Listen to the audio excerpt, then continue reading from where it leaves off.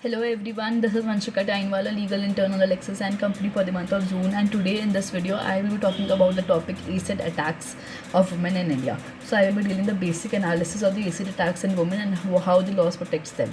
So basically an acid attack involves the premeditated throwing of an acid on a victim, usually on her face. So it is a gender-based heinous crime against the woman basically. So in addition to causing psychological trauma, acid attacks results in severe pain, permanent disfigurement, subsequent infections, and often blindness in one or both eyes.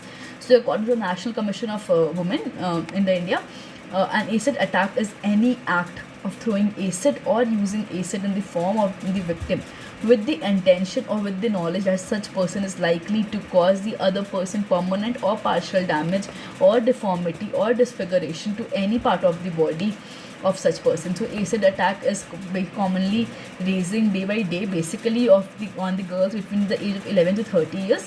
So the most basic type of acid, these include sulfuric, nitric and hydrochloric acid. So several community awareness programs are being conducted by the local authorities and the administrative departments to make people aware that this is a heinous crime. So basically every woman has her own job or duty in this modern society in which men are unfortunately still the strongest gender, and we can't forget that a woman's life is a lot more complicated than a man's life. A woman has to take care of her personal life, and if she is a mother she has to take care of the children's and other things. So if she's still married, additional stress can be on her shoulders. So violence against the woman is a manifestation of historically unequal power relationship between the men and women, which have led to the discrimination against women by the men and to the preventive of the full advancement of these women. So as per the section 3 of the Prevention of Offences by Acids Attack 2008, it defines acid attack under section 3 of the act.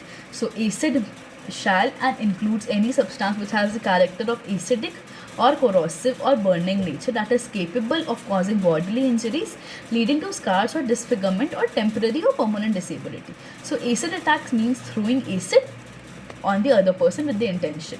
So basically causes of the acid attack are: first is the male dominating society, second is the inexpensive and effortless obtainability of acids, third is due to domestic violence, fourth is due to peer jealousy, fifth is due to vengeance by rejected and rebuffed so-called lovers, which are the basic causes for acid attack.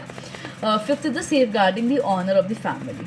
So the consequences of the acid attack are physical consequences, wherein the skin and flesh are burnt layer by layer, which causes great pain and injury. Second is the psychological consequences, wherein the psychological trauma is suffered by the victim when she perceives that her skin is burnt off, and after the attack the defacement and the disabilities which they have to bear for the rest of their lives.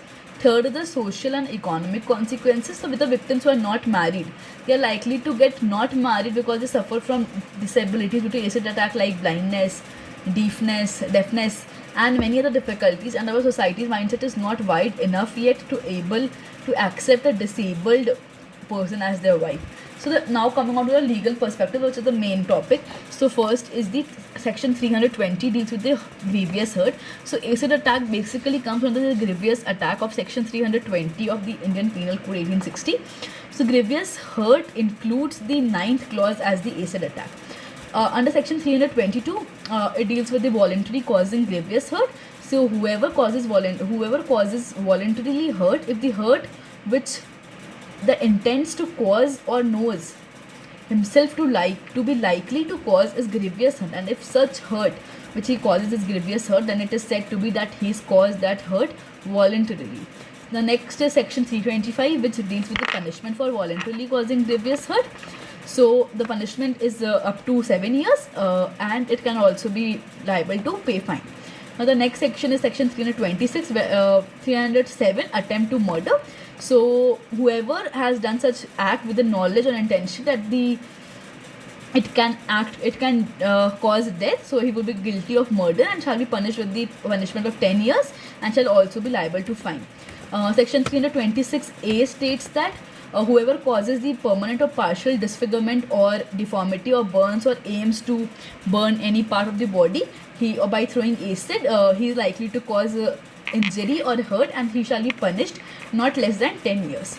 So on section 326b says that whoever throws or attempts to throw acids on any person, or attempts to administer acid to any person, or attempts to use, such person will be punished for either description which shall not be less than 5 years and which can be extended to 7 years. So this was the basic outlet of the acid attacks provisions which are available with us in Indian context. So this is the complete video on the basic structure or basic meaning of the acid attack and the provisions. In the next video I will try to cover up some relating cases relating to acid attack and how the courts have interpreted the acid. Thank you for listening. Hope you understood today's video. Thank you.